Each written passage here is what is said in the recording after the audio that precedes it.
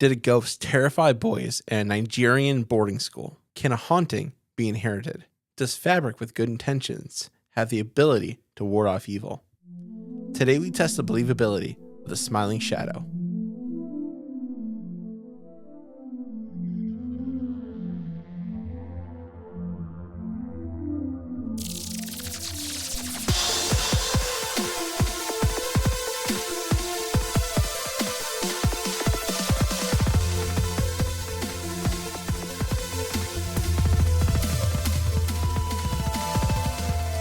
Welcome to Believing the Bizarre, Where we dive into the unknown and the unusual. and tell you whether or not we find it believable. Happy Tuesday, everybody. Tuesday. We're back from vacation on this week, Oh, yeah. but this episode is in the can. Yeah, so even though we are back from vacation, we haven't left yet. That's right. I'm still dreaming about the wonderful sunny Florida and where we were going. Hilton Head. Hilton's Head. Hilton's Head. What do you do? There's you a beach fish? there. Oh, okay. Well, that sounds nice. That sounds nice. Let's just put it this way. It's not Ohio. There you go. And so if you are listening to this and you'd like more content, you feel free to join us on Patreon. Charlie is giving you permission. I'd like you there. If I'm being frank, I'd like you there. So let's get into today's topic. It is actually a listener submission episode. I've got Something about Joanne Fabric. 3 stories that I want to share with you that was submitted to us. Let's just get into it. So, this first story it's a Sophia story. Which means it is anonymous. Yeah, so they said don't please don't say my name. Like, I kill someone in the story, so it is important that you do not say my name. Please. That'd be a wild entry. There'd be a lot of pressure on us. We'd have to send it into authorities. You would. Or do we? I don't know. Don't speak for me. Speak for yourself. But this is a Sophia story, so it's anonymous. This guy was from abroad. He's not from America. He lived in Lagos, Nigeria, and another country. I tried for 20 minutes to find the name of it. I couldn't pronounce it. What does it look like? Oh, like Jenkins. Jenkins. Jenikin? I don't know. I don't think it's real. I think it might be. I don't know. So this takes place from 1992 to 1993. And it goes like this. It's a quote. I attended a Nigerian boarding school, a federal government college in Lagos in the 90s. So the school is located in a major slave port during the slave trade. The school is rather far from everything. So the majority of students are boarders. So they all live there, which I always wanted to go to boarding school when I was a kid. I know it's really weird, but I think it's because I loved Harry Potter. The idea of going to school was so cool to me and like living there. This is when Harry Potter took place, right? Like, this is Chamber of Secrets and Prisoner of Azkaban. That's true. Just saying. Like, I was so into the idea. I asked my mom if I was like, Mom, can you send me to military school? And she said no. She's like, you're not a wizard, Charlie. Shut the fuck up. Well, military school would have been another kind of magic. So he continues. Each class here boards with its own dormitory, and each dorm has 8 rooms with about 20 to 40 students per room. So big old dormitories. He said, when I was in 8th grade, I witnessed something that gave me chills to this day. So one day, some of my roommates began complaining that someone was coming into our room at night and making noise, slamming locker doors and shaking beds, and woke them up. They couldn't tell who it was, but this occurred multiple nights a week. The majority of us in the room didn't experience anything at all and thought this was some kind of prank. The disturbances continued for many weeks, and eventually, many students in the room began experiencing it. Finally, the whole room decided to catch whoever this was. So one Friday night, we all locked the doors to the room and blocked them with heavy metal mobile lockers. We also placed jerry cans and water on the floor all around the room to act as a tripping hazard. And when we pushed our bunk beds together, it made a long chain and doubled up in every bed, leaving half the bunks empty. And we went to sleep. At 2 a.m., we were awoken to the doors rattling really hard and aggressively. We shined our flashlights at the door, but saw no one shaking it. Shortly after the light hit the door, the shaking stopped. Next, the unoccupied bunk beds, made of metal, began violently shaking, and we shined our flashlights on the bed, and the shaking continued, but stopped after a few moments. On several occasions, several bunks shook while we had light on them, but we never did see who did it. Then the jerry cans on the floor started getting thrown across the room into the adjacent room. Some of those cans slid across the floor. Again, there was no sign of who was doing this that they could see. I recall people screaming, "In the name of Jesus, I rebuke you." I don't recall that making any kind of a difference. Then, after maybe 20 minutes, everything stopped cold. After it was all over, we checked the doors and windows and everything was locked and bolted. It didn't seem like anyone could have gotten in. That night, maybe 18 of us were awake to witness this. Thankfully, no one was hurt, just scared shitless. We reported the incidents to our captain, 12th grader in charge of the dorm, and he reported it to the school principal. Everyone thought this was a prank. Harsh punishments were promised to anyone who caught pranking us, but no one was ever caught. The disturbances continued weekly. Everyone thought we were nuts, and some kids actually decided to sleep in our rooms to experience it for themselves, and they easily became believers. And that's what's weird, is I don't recall the phenomenon ever stopping. We just kind of lived with it. Till this day, I don't know what the fuck happened to us. End story. End quote. Wild.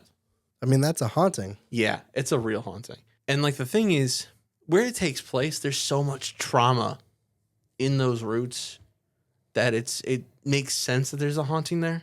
Yeah, I think I like the buildup of like these younger kids, like 8th graders, are like, all right, it's so like Home Alone. Oh yeah. Like, we're going to catch this guy. We're going to put these cans out here. We're going to lock the door. We're going to put these metal cabinets or whatever in front of it. And then the ghost is just like, bet. Yeah. And like, Jesus, he's like, cool. Shake, shake, shake. It was violently shaking while it shook violently. What's a jerry can? It's kind of like a gas can. Okay. They're like gas cans. It's just called the Ghost Jerry. Maybe he just needed a name. That's his name, Jerry Chill Can. the fuck out, Jerry. We got an exam tomorrow, and my 12th grade captain is going to freak on me. He'd be pissed. That's just so wild. Like, even other kids, like, they experienced it. Like, no one didn't experience it either.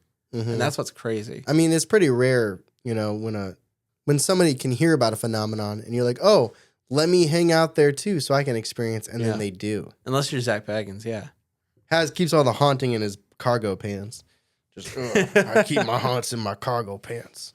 They can sense me coming. I saw someone on Max change their profile picture to Zach Baggins. Who? Someone on Max, like HBO Max. They made a video about it. And they changed the profile picture to Zach Baggins and the name to We Want Answers. That's so good. We've spent years building our credibility. He's cool. We joke. Like, if we ever met him, it'd be pretty awesome. I mean, he would kill me.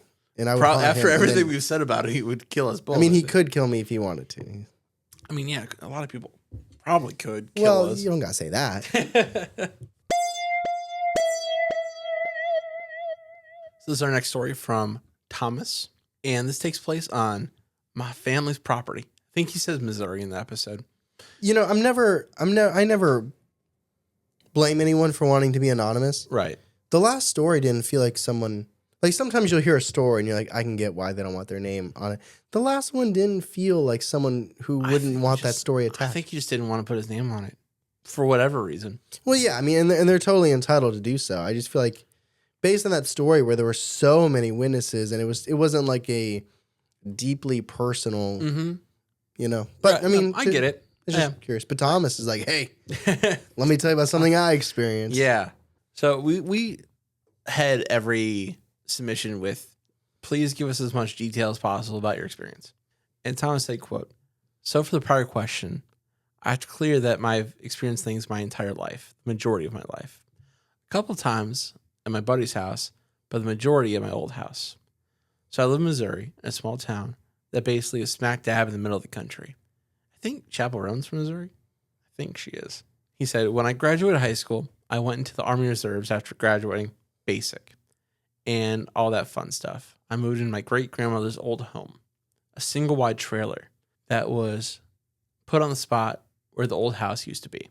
When I first moved into my home, my father would have a tendency to randomly come into my house unannounced at early times in the morning just to see if he can get me to tag along with him on his half-assed plans for the day, which feels like a scene out of Breaking Bad to me. Yeah. Just every other day, it's just like, come on, we gotta go sell the blue meth today. I'm not saying he's on meth, but So, growing tired of this, I started to lock my door. Well, about a week later into living in the home, I was awoken about 6 in the morning and went to the bathroom and made my way back to the bed. And that's when I heard the front door open and something drag across the carpet. I thought to myself, well, shit, I guess I forgot to lock the door.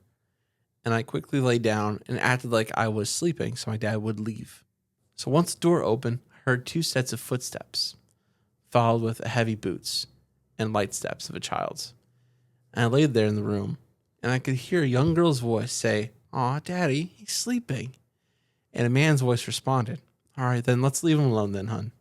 And the footsteps went back out into the hall, and the door closed. I was shocked at what happened. I quickly snapped out of it and ran to the front door, realizing it was locked, and opening it to see that there was no one to be seen. I was at least a minute behind these people, and because the property was in the middle of nowhere, you could see if anyone was coming or going. Now, a few months after that had passed, and I had returned from my drill for that weekend, and my cousin called asking if she can come over.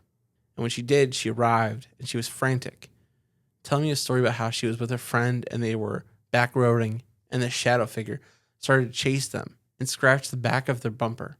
As she spoke, the house began to grow colder, and she got scared and asked to go to her car to talk. And so we did, and we sat in her car, and she talked to me. And as she was talking, she kept seeing a shadow person move the curtains from my home. And she started crying. And she said that I had to stay with her at her house that night because there was something in my house. Now, seeing that it was the only way to calm her down, I agreed. And when I went inside to grab my bag that was next to the couch, my uniforms for work that were on the couch lifted up into the air and flew into the kitchen. I, doing the rational thing, sprinted out of the door and left that night. Now, the next night, I did return to my house, and I was playing video games in the living room when I heard something heavy on all fours running up the hallway.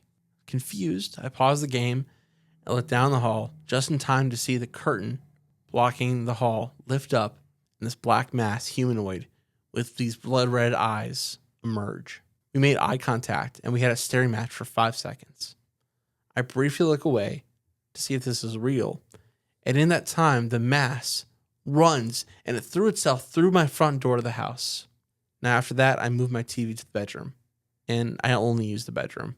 A few years passed by, and only small things happening until 3 nights. The 3 nights particularly. The first night, I was asleep, and I was woken up at 3 in the morning to what I say sounded like machine gun fire right outside my bedroom. The second night, I was awoken at 3 in the morning with someone banging on the bedroom door. The third night, the last night, I woke up on my own at 3 in the morning. Nothing happened, and I waited, watching the clock until 3:05. Satisfied, I lay back down just to have my covers ripped off of me in the middle of the night. Now, still a few more things happened after these 3 nights. After the 3 nights, I was relaxing when I got this overwhelming feeling that I had to leave. I just had to leave. So I hunted up my keys and would make my way back to my room to grab my wallet. But between me and the door to my room was a human-shaped shadow man in a hostile stance. I did a big stupid, and I tried to go around the shadow and got cold air in my chest. And that feeling of harm and leaving grew so intense that I let it go, and I ran out of the house for the night. After this, small things continued to happen once my buddy moved in. His girlfriend witnessed something banging on the wall and children's voices. My great-grandma would always say that little boys were looking after her and things like that when she was living there, but she was also on the beginning stage of dementia, so her stories were 50-50. And the last thing that I didn't mention on purpose is that this house was located on top of a well, and this property also cut through the Trail of Tears. End story. Now, I have a couple thoughts about this. I'm curious what you think. What are your initial thoughts? What do you think the hostile stance was? Like, I don't know. He's like Street Fighter. he's doing the Eddie Gordo. Yeah. Eddie Gordo. Yeah. Or You gotta watch YouTube to see that. or he's hands on his hip like, "Arr, you rootin' tootin' cowboy." And he just walked through, and he just felt cold. Now, the first story. Now, I'll be honest. You just said a lot of things. Yeah, it was like 5 stories. At first, I'm like, when he hears the footsteps and it's to 2 different people, I'm like, Yeah. he was laying down. Mm-hmm. Could it be a dream? But then his work clothes levitate. Yes. And then I'm like, oh, okay, this is a haunting. Yeah. I think it's been a haunting for a long time. Yeah. I think this property is very haunted. I think it's been passed down because he inherited this house. So I think it's. You're old enough, son, to take on my hauntings. But also, I watch wonder, out for this one. He's very cold. But also, I wonder how much of that was brought into. Because it's like his own energy, or what do you mean? Well, from like the cousin, like she brought something there. I think it feels like she brought something because he never saw the shadow. He never mentioned a shadow figure until she was there. I mean, it's possible. Or she brought something else out in the property that no one else did. Like it could have been there in dormant, but there could have been something about her. Yeah. Maybe because she's a female. You know what I mean? That could be. So, I mean, that's no right or wronger than what you just said. Right. But I'm saying the flip side could be like, yes, maybe she brought it there, but also maybe you just awoken a different entity that was already there. Yeah. We have no way of knowing. It seems like the most aggressive, though, too. Yeah. Rootin' tootin'. Possibly the most malevolent. Malevolent? Malevolent. Yeah. Possibly the most malevolent. Because it seems like, it didn't seem like it was evil before, but that seemed evil. I was wondering if this was going to be the namesake of the episode, but it's not yet. It is not. Okay, when you said that he was staying there hostile, I'm like, is it smiling? Is it smiling? Is it smiling at him? But No. it wasn't. No, it was just mad. But I mean, how much do you know about the Trail of Tears? Yeah, I mean, with the Native Americans, yeah. Yeah. I mean, that's the one, that's kind of like the one big thing you learn about with that in school. It's just, I think that was Andrew Jackson that did that. So where does it take place? Missouri. But so on the property, there is a recipe for hauntings. There's running water, which I know we've talked about that before. Yeah. And also, so water mixed with traumatic experiences on the Trail of Tears. And the well was just full of tears. That's right. It probably literally was. It just feels like there's a recipe for disaster on this property. And it seems like he's dealing with it pretty well. Could you imagine? He's keeping humor about it, which is good. He basically lived in his room for years because he was scared of the hauntings in the rest of the house. That's a rough way to grow up. You mentioned this before. It's like you're living through something. You're coping with it because it's so intensive. Mm-hmm. I don't know how you phrased it previously. Pretty good. But he's changing his life because of the haunting, and that's never a great sign. It's what humans do, though. Like, I think the analogy I often use is like, if your car clock is off by 3 minutes, you just learn to then minus, and you're like, okay, it says I'm 3 minutes late, but I know I'm on time, instead of just like taking the time to change it. Yeah. So it's like, when you're a kid, you can't just be like, all right, parents, I'm leaving our house because it is haunted. You just, all right, I'm gonna stay in my room. Yeah. But I mean, it seems like he's trying to keep a good humor about it. Like, I mean, even like phrases like "go and hunt for my keys." Like, you can tell this is someone with somewhat of a sense of humor trying to deal with, Well, he is military. I do wonder if I don't know if he went to actively was like deployed or anything, but I do wonder if there's any PTSD with like the gunfire that he heard or the banging on the doors. Like that one moment where he hears the gun outside. Yeah, potentially. I mean, that wouldn't explain like anything else. Clothes levitating. Yeah, no. And if this was a soul experience, then you could start getting into his psychology. Right. But it seems like the whole family. Yeah, it does. They do seem deeply haunted. Yeah, I think it's a haunting. This last story is from Sam, and it takes place, I'm just going to say all over, and it takes place roughly from 2005 to 2022. All over? All over. Your house? My house? Yeah. Studio? Connecticut? Yeah, using that corner. No, that's scary. A couple different states, a couple different cities. I think I might know something that happens in this story. You think so? I think I do. Okay. I think something smiles. Possibly. Oh. Quote, so this has been happening for a very long time, with years being roughly based on my age, remembered experiences happening. So technically this is 2 ghost stories, but I'm submitting them as one. It's kind of an open secret with both sides of my family that we all kind of believe in the supernatural to some capacity. From ghosts to fairies, everyone in my family has had at least one unbelievable experience happen. Around 2005, I was in 7th grade. My mom and her new boyfriend, now husband, returned from an apartment complex I had grown up in the 3rd grade. Now, this apartment was in Peoria, Illinois. Across the road from it was the Illinois River. Downriver from the place formerly known as the Peoria State Hospital or Illinois Hospital for the Incredibly Insane. So, a known ghost hunting site. Now, for me to say that there was, quote, something in my closet would be a little cliche, but here I'm talking about the thing that I like to hide in shadows of my closet. During the time I lived with my mom, I would wake up at night, usually around anywhere from 2:30 a.m. to 4 a.m. I would have this feeling of dread come over me, and I would see what at first I thought was a shadow figure standing next to my closet doors. Now I know it wasn't. Now I know I wasn't having sleep paralysis because I could move if I wanted to. I was able to wiggle my fingers and my toes no problem. The pure feeling of malice and threat this thing gave off made me stare directly at it until I would eventually fall back asleep. And this would happen for years, off and on. I didn't tell anyone about it since I figured either no one would believe me or maybe it was just fear.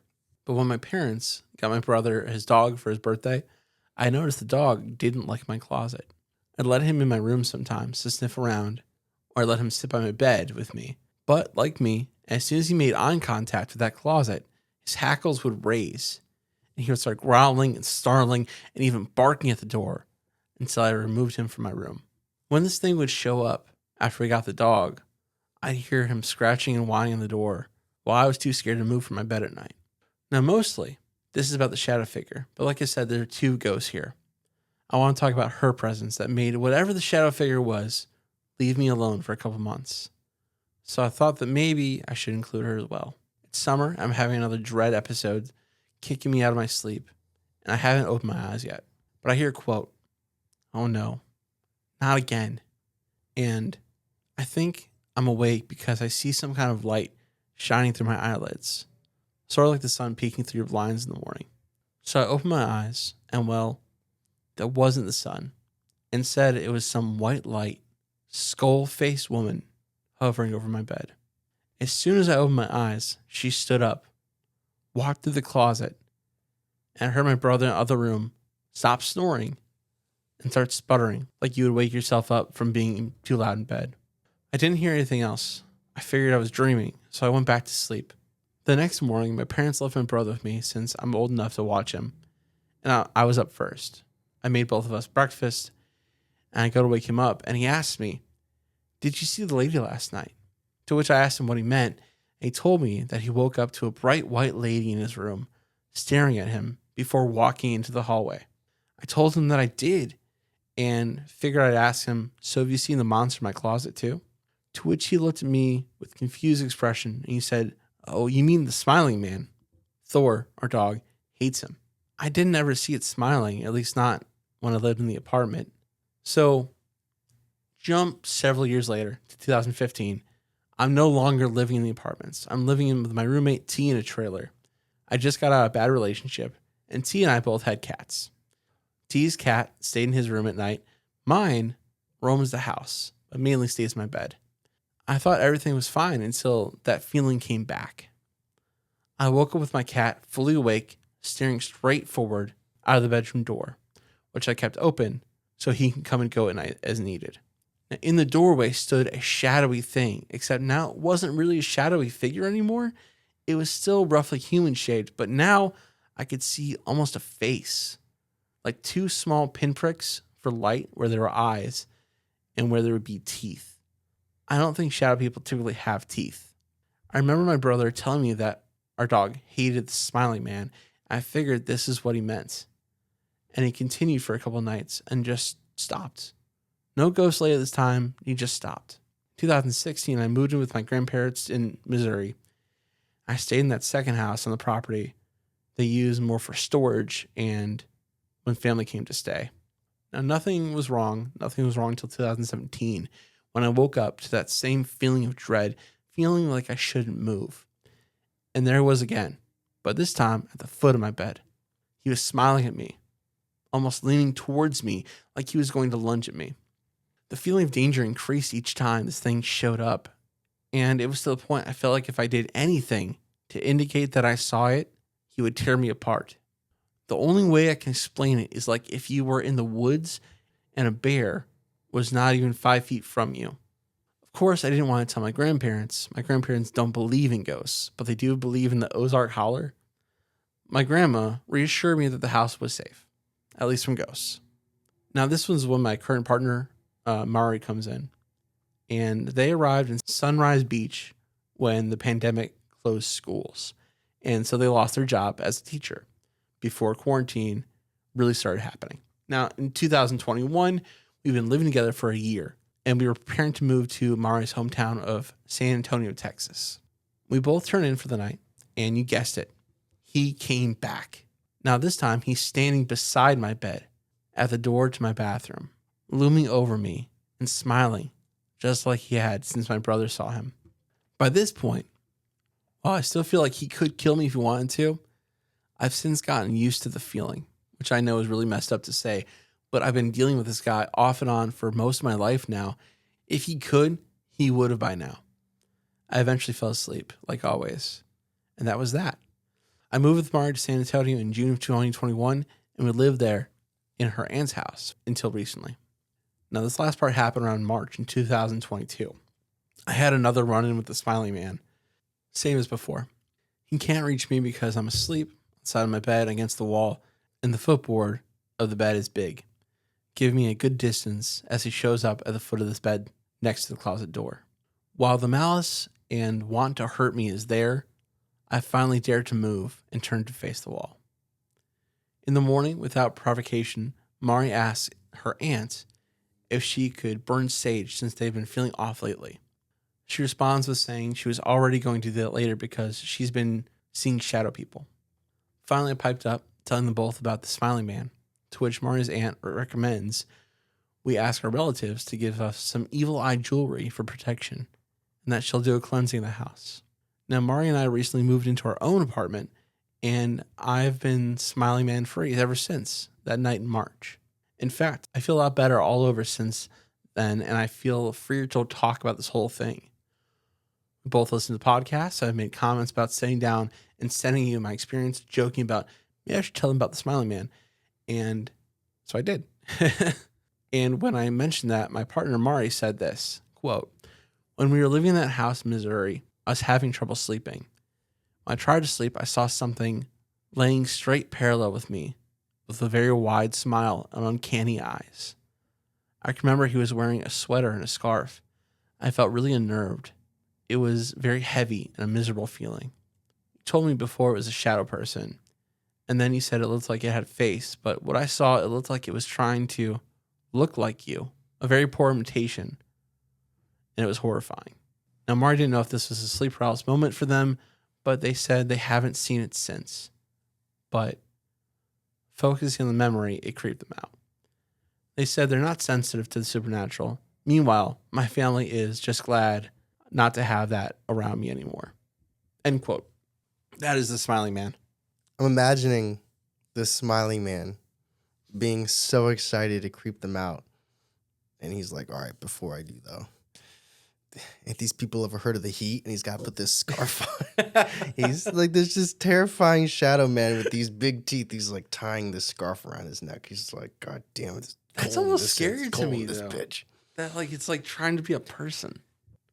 I mean, I'm glad that 2022 is the last time. I mean, was it submitted in 2022? Because he might have had one since, unless this is like. This is 2022. Hopefully that was the end of it. I hope so. And he hasn't had any other experiences. I'm thinking it was, yeah. Appreciate you both for listening to the podcast, that's for sure. But let's talk about all these encounters in the discussion. So we have our first story with Anonymous in the boarding school in Nigeria. Sophia. Yeah. With the haunting in Nigeria. Yeah, the haunting is the best. It's a haunting. I mean, yeah, it's, for sure. They haunted. And then Sam's story in the double wide. Yep. The also footsteps and the things floating, and then the shadow guy blocking the hallway saying Daria, and he said bet, and then he got chilly. Maybe he needed the scarf. I apologize. That wasn't Sam, that was Thomas. Oh, who's Sam? Sam is the last guy. Okay. So, and the last one is Sam, who had the Smiling Man. And the other thing. And the other thing, which I will talk about here. I don't know. So the first story, let's talk about that. The boarding school. Talked about at the top. It's crazy how everybody in the school, it was almost like an open secret that there was something haunting them. You want to experience some paranormal? Go spend the night here. It's like almost like a myth in school. You hear about like a rumor in school. It's like, but it's true. Yeah. And you show up and it happens, and you're like, oh, well, shit. Well, that was haunted. I'm gonna go back to my room now. Yeah. See ya. Have fun. Yeah. They should start charging $5 and see the bed The violently magical shake. jerry can shaky. The violently shaking jerry can shaky shake. There's lots of shaking. It's like all they could do is like, They're so frustrated. Which, okay. I mean, if you want to bring it down to that, it could be like enslaved people shaking their chains. Yeah, I mean, if you want to get real serious about it. Well, yeah, if you want to do that. I just think yeah, it feels like frustration. And it's just a scary. But imagine you being trapped in a dorm room or a boarding school dorm room. Oh my God, we so mad at these fucking kids. Do your homework. Yeah, exactly. But we both agree it's very haunted. Yeah. It's super haunted. And then Thomas's story in the trailer, which is just a perfect, almost like a vortex. Because, no, don't quote me. I do think the Trail of Tears was on a line. A ley line? Yes. I think that's true. So this trailer, it does seem like the perfect almost vortex of activity. You think it has wheels? Or do you think it's like a set trailer? I think it's a set trailer. I'm gonna say if it's haunted, it's the land. Just like back dig it up. over a couple feet. Yeah, back it up. Just no, it's not haunted. No, it's probably. What do you think those first ghosts were? I have a guess, but what do you think? The young girl and the the ones that came in through the door. Yeah. I'll be honest. When I first heard it, I thought maybe he was sleeping, so I thought maybe it was a dream. Mm-hmm. But I don't know. I mean, it could have been previous people that lived there. I don't know. I think it's family. I think like his family from the past. Yeah, I think it's his family. And if he'd been awake, he said, "Let's leave him alone." I think if he'd been awake, they wouldn't have been there. I think it just would have been empty space. Yeah, I mean, maybe that's a nice way of thinking about it. It's definitely my theory. There's no proof. I can there. rock with it. Now, for the shadow, I think that came from the land. Bad juju there, bad intentions there. Or when the other person showed up. Mm-hmm. And also the cousin. I think she brought something or manifested something. Cousins always be coming in and playing Ouija boards and not telling you. That's until true. It's too late. I wonder if my cousins ever play the Ouija board. I'll have to ask her. She's getting married in a couple months. I'll ask her during her wedding day. That could be your wedding gift to her. A Ouija board. Milton Bradley. Yeah. Do it up. This is for you and Cody. Enjoy the present. Let me know if that you've haunted the house. I won't be coming back. Yeah, we can do they can be one of our Halloween lives. It can be their house once it's adequately haunted. Dude, I love their house. Their house is beautiful. I'd love to do that. Yeah, let's do it there. I'll make sure it's haunted to do it there. Exactly. That's all you can ask for. But yeah, I think we both agree that house is pretty haunted as well. And then last story. Sam's lifelong encounter with the smiling shadow. And then the other thing. The other thing. Yeah, I'm not sure about the other thing. You don't think that's real? I don't know if real is the right word. It seems like I hate the description of it. What do you mean? Because he described it as a glowing woman with a skull face. Yeah, I mean, it's disturbing. It's cool that it was his brother, right? Him and his brother both had their own. Yeah. Like, oh, I saw your thing. And he's like, well, I've seen your thing. Yeah. Which one's worse? Now the brother just needs to submit his experience. Yeah. About all of these ghost skull face women. I think it's important if a woman has a face. I do it too. It goes a long way when a woman has a face. You don't think about it, but it's true. Like all these guys are like, I like her eyes, I like her hair, but we like all that she has a face. Nice if they have a face. Yeah, well, men too. Most people, it works for most people. What do you think of the smiling man? Let's talk about him first. I mean, he's scary. He's spooky. He follows him around, so it's not just it's an attachment, right? If it's not just the location, it's following him. And when we talk about whether a story's real or not, and if it's only one person's perspective, it's much easier to say that maybe it wasn't real. Mm-hmm. But his brother and his partner both saw it. Yeah, they both verified something. Unless he's just his own imagination is rubbing off on his family and his partner, then seems to be like there's something there. I think so too. I think he had an attachment for some reason, somehow. Maybe it was in the apartment, just looking attached to somebody. And then the woman, I think, I'm of two minds. That it's another ghost. Maybe in the apartment, but I don't know where it would have come from. Maybe the brother, maybe another family member, or it's some kind of other entity, like angelic. Oh, like it's not just a ghost, you mean? Right. Maybe. I feel like we'd have to get more from his brother because it seemed like it was more on the brother's side. It did. And we got the smiling shadow. But also angelic is such a strange word for that because of how it's presented.